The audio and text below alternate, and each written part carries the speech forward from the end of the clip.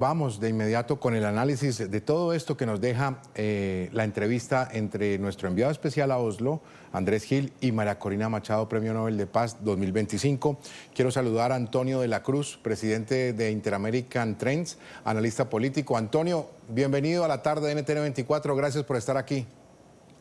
Muchas gracias, Jesús. Un placer estar contigo y con la audiencia. Muy amable. Varias cosas nos quedan de la entrevista de María Corina Machado, entrevista exclusiva que vieron nuestros televidentes sobre el mediodía, hora de Bogotá, Quito y Lima. Quiero empezar hablando por una frase que dice María Corina. Dice, el régimen está en sus últimos tiempos y dice que va a salir con o sin negociación. Obviamente María Corina hace énfasis que para Maduro le convendría más salir negociando. Pero ella dice que va a salir con o sin negociación. ¿Está usted de acuerdo, Antonio, en que le quedan o muy pocos días o muy poco tiempo a Maduro? Estoy de acuerdo con esa afirmación de María Corina en términos de la estabilidad del régimen en el futuro. Es un planteamiento de que se le agotó ya a la organización terrorista internacional, el Cartel de los Soles, su tiempo. Y eso es cuestión de una decisión que debe tomar el presidente Trump en el momento que lo considere oportuno. Otro aspecto, Antonio, de la entrevista con María Corina Machado. Nunca Venezuela ha estado tan cerca de la libertad como hoy. Le pregunto, ¿es correcta la afirmación de María Corina? ¿Está cerca Venezuela de ser libre otra vez?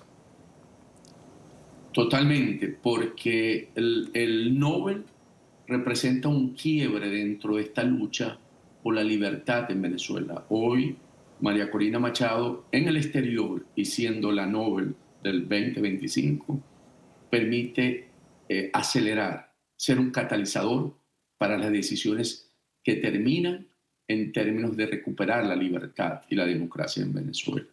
Si lo vemos en términos del juego de béisbol, María Corina viene a cerrar el último inning. Muy bien, seguimos. Aquí esta parte me interesa mucho conocer su opinión, Antonio, porque para mí es de los principales testimonios o de las principales respuestas que nos quedan de la entrevista de María Corina Machado hoy en Oslo. Ha pedido no subestimar lo que pasa en el vecindario, específicamente con regímenes como Cuba, como Nicaragua, que dice ella hace 27 años lo miraba muy lejano en Venezuela. Y quizás hacía el recuento y decía, no, eso no nos va a tocar a nosotros. Y miren dónde llegaron las cosas. Entonces, ha pedido no descuidar las instituciones. En consecuencia, si las instituciones están fuertes, se mantendrá la democracia. Y también hace un llamado para mantener la libertad de expresión. Y eso mirado o extrapolado, sacado de Venezuela a la región, qué interesante visión la que nos deja María Corina Machado, ¿verdad, Antonio? Totalmente. ¿Qué ocurre? María Corina hace un trípode en términos de lo que hoy el Occidente lucha por mantener esos valores. Primero, no hay paz sin democracia. Ese es un argumento que lo sostuvo el presidente del Comité Nobel y lo reafirmó María Corina. Y segundo, no hay democracia sin libertad. ¿Okay? La libertad es la que garantiza la democracia y por lo tanto la libertad la defiende cada uno. Y entonces esto es lo que nos conlleva que para sostener la democracia todos debemos defenderla, no solamente la clase política, porque contiene la libertad y ahí está la libertad de expresión como una de ellas, ¿verdad? Entonces yo creo que en ese mensaje no hay paz sin democracia y no hay democracia sin libertad. Encierra. Y el llamado de María Corina es que los ciudadanos en los distintos países latinoamericanos, por el hecho de sentir que en un momento las instituciones no satisfacen las expectativas o las necesidades del común, no pensar que un proyecto, ¿verdad?, mesiánico, como ocurrió en Venezuela con Chávez, nos va a restituir las instituciones y lo que el pueblo quiere. porque se equivoca.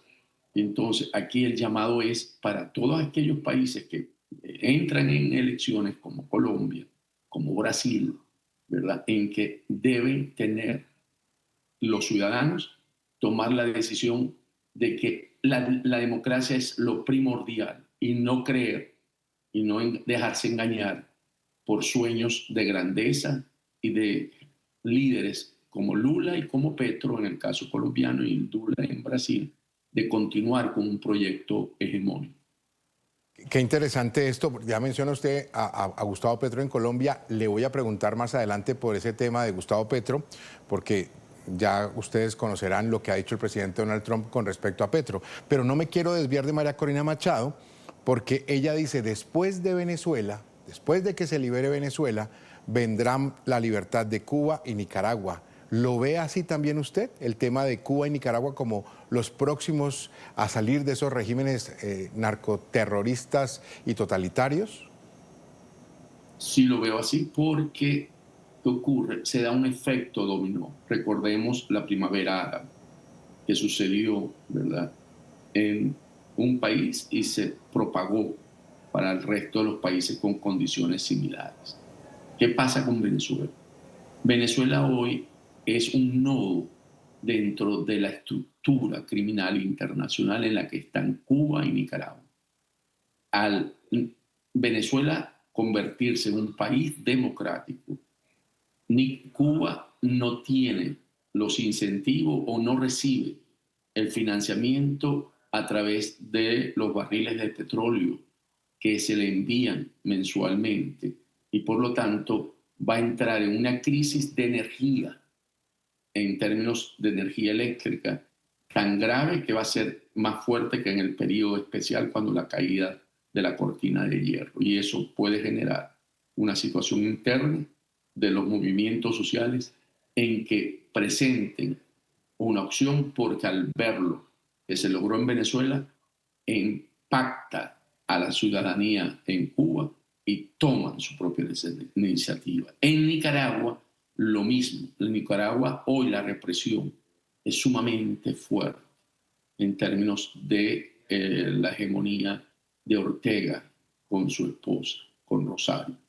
Esto permite que las Fuerzas Armadas nicaragüenses que no apoyan a Rosario, a la esposa de Nicaragua, del presidente de Nicaragua, porque no es vista, ella no forma parte del proyecto sandinista, podría tomar fuerza para pensar en una solución democrática y que permita que Nicaragua vuelva a la democracia.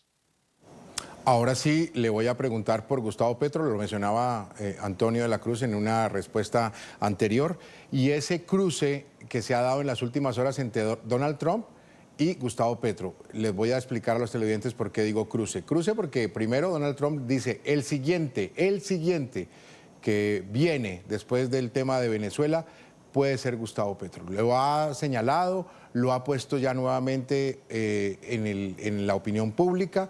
Le ha hecho ese llamado para que cambie o que modere todo lo que está haciendo Gustavo Petro en Colombia y lo ha prácticamente señalado públicamente. Petro, por su parte, ha respondido diciendo que dos cosas. La primera, que está desinformado, que Donald Trump está desinformado y que todo lo que sabe de Colombia es por malas informaciones que le dan. Y también lo ha invitado a que vaya a Colombia, revise lo que está sucediendo, según él, en la lucha contra las drogas y lo ha invitado inclusive a que lo acompañe en operativos que se hacen en el tema del narcotráfico. Su opinión, Antonio, de este cruce, como bien explico para los televidentes, ¿cómo ve, usted cree que realmente Petro puede ser el próximo en la región? En el sentido de que Colombia tiene un proceso de elecciones el próximo año, ¿verdad? Y donde lo que está señalando el presidente Trump es lo mismo que pasó en Honduras, donde él plantea que los candidatos que surjan en la sociedad colombiana puedan ganarle en unas elecciones a Petro. Pero en términos de lucha contra el narcotráfico, por supuesto, que es el próximo. ¿Por qué? Porque hay una alianza en términos entre Venezuela y Colombia en lo que llamaron la zona del Catatumbo, donde sabemos todo que es una zona dominada por el Ejército de Liberación Nacional y donde hay vínculos, ¿verdad? Que se alimentan internamente y que fomentan los laboratorios de droga y los cultivos. Cuando el presidente Trump plantea que en Colombia es una de las causas principales porque la cantidad de hectáreas cultivadas se ha aumentado considerablemente durante la administración de Petro. Y la cantidad que se está produciendo de cocaína en Colombia también se ha multiplicado. Entonces, por lo tanto, Trump, que ha determinado que estas organizaciones no solamente pueden ser atacadas desde el punto de vista de la ley, sino desde el punto de vista de una amenaza a la seguridad de los Estados Unidos, porque anualmente mueren en Estados Unidos 100.000 personas por consumo de droga. Y eso es un número, un dato del presidente Trump, y lo ha considerado como una acción de seguridad nacional. Entonces, si la causa se genera o todo surge en Colombia, sabemos que también hay en Bolivia, pero hoy hay un nuevo presidente en Bolivia, ¿verdad? Y algo en Perú. Entonces, por supuesto, el próximo, desde el punto de vista en la lucha contra el narcotráfico, es Colombia. Antonio, lo voy a invitar a que nos acompañe unos minutos más. Vamos a revisar una noticia también muy importante relacionada con Venezuela, con todo lo que estamos hablando en estos primeros minutos del programa La Tarde de NTN 24, y tiene que ver con la decisión del Departamento del Tesoro de Estados Unidos, que ha tomado nuevas medidas de presión contra el régimen de Maduro. El jueves, ayer, Washington anunció sanciones contra 3 sobrinos de la esposa del dictador, Cilia Flores, un empresario afiliado al madurismo, y 6 navieras que operan en el sector petrolero de Venezuela. Además, la OFAC ha identificado 6 buques asociados que han participado en prácticas de transporte marítimo engañosas y que siguen proporcionando recursos financieros que alimentan al régimen. Entre los implicados están Efraín Antonio Campo Flores y Frankie Flores de Freitas, detenidos en Haití cuando intentaban realizar un acuerdo para enviar cientos de kilos de cocaína a Estados Unidos, y quienes ya habían sido condenados previamente por narcotráfico ahí en Estados Unidos. Luego fueron liberados en un intercambio de prisioneros bajo la administración de Joe Biden. El otro sobrino es Carlos Eric Malpica Flores y está ligado a la petrolera estatal PDVSA. Esta medida había sido anunciada por el secretario del Departamento del Tesoro y se produce tras la incautación de un barco petrolero cerca de las costas de Venezuela. Escuchemos. Nicolás Maduro y sus cómplices criminales en Venezuela están inundando Estados Unidos con drogas que envenenan al pueblo estadounidense. Estas sanciones desbaratan el intento fallido de la administración Biden de llegar a un acuerdo con Maduro, lo que permite su control dictatorial y brutal a expensas del pueblo venezolano y estadounidense. Bajo el liderazgo del presidente Trump, el Departamento del Tesoro está responsabilizando al régimen y a su círculo de compinches y empresas por sus continuos crímenes. Y entre los sancionados también fueron incluidos algunos empresarios cercanos al régimen de Maduro. Uno de ellos es el panameño Ramón Carretero Napolitano. La Oficina de Control de Activos Extranjeros, la OFAC, incluye a Carretero en la lista Clinton y señala que ha participado en lucrativos contratos con el madurismo y ha mantenido diversos negocios con la familia Maduro Flores, incluyendo asociación en varias empresas. Además, Carretero ha facilitado envíos de productos petrolíferos en nombre del régimen venezolano. La OFAC lo designa de conformidad con la orden ejecutiva 13850. Regreso con Antonio de la Cruz. Antonio, la opinión de lo que ha sucedido en las últimas horas con estas decisiones del Departamento del Tesoro de Estados Unidos, concretamente con los llamados narcosobrinos, bueno, y algunos otros afiliados al madurismo, como ya lo veíamos, navieras y un empresario también muy cercano al dictador Nicolás Maduro. Antonio, te escuchamos. ¿Qué impacto tiene esta acción en términos de los financiamientos a la organización terrorista internacional? Son los flujos que ingresan por envío de crudo o petróleo a China, un crudo ilícito, porque no goza de sanción, está sancionada PDVSA. Por lo tanto, la acción por parte de la administración Trump es estrangular financieramente los flujos financieros por vía ilícita. Y en ese sentido apunta a la familia también. ¿En qué sentido? Hace target, objetivos a la familia del clan Flores. ¿Por qué? Porque Trump ha ido buscando un mecanismo de llegar a una solución en Venezuela por la vía de la negociación.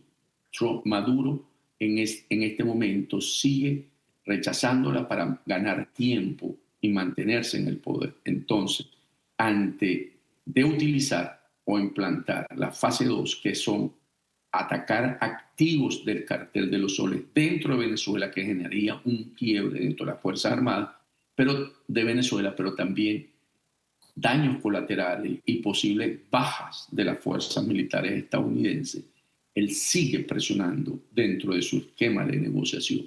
Y aquí entonces la señal que él está mandando es, ok, vamos por la familia, porque los dos sobrinos de Cilia Flores, que estaban pagando condena en Estados Unidos por narcotraficantes, que le dio el perdón presidencial el presidente Biden para que en Venezuela se diese una elección que pudiese ser reconocida sus resultados, no fue reconocida por Trump, por Maduro. ¿Y qué ocurre? El Pardo te puede liberar de la culpa o de la sanción o del castigo en términos de años de prisión. Pero si tú reincides y no se cumplieron con el acuerdo establecido, se puede restituir. Y eso es el otro mensaje. Se están restituyendo todos los acuerdos que llegó Biden con Maduro, pero que no cumplió Maduro, que Maduro traicionó. Entonces esta administración de Trump lo que hace es, ok, restituimos la condición, vamos a ponerlo si fuera la condición 0, en la que vuelven a hacer, y según información de la OFAC, siguen exportando droga a los Estados Unidos los sobrinos de Cilia Flores. Y después, la vinculación con el empresario panameño es también cortarle los flujos financieros de testaferros. Y entonces también es una señal para el clan Flores y para Maduro. Entonces, si lo vemos en la perspectiva de que cada vez van cercándolo más antes de actuar en tierra, en Venezuela, es dándole de que tenemos toda la información, están más bien cada vez complicándose más la situación, porque si hubiese llegado a un acuerdo de su ida del Miraflores, sí, hubiesen estos sobrinos hoy no estar dentro de nuevamente la lista para poder rehacer su vida, porque recordemos que las conversaciones que se conocen que hubo entre el presidente Trump y Maduro, le dijeron puede irse con sus hijos, y eso hubiese sido una opción. Hoy lo que yo estoy viendo que Maduro está optando es básicamente por mayores consecuencias para él y para su entorno más cercano.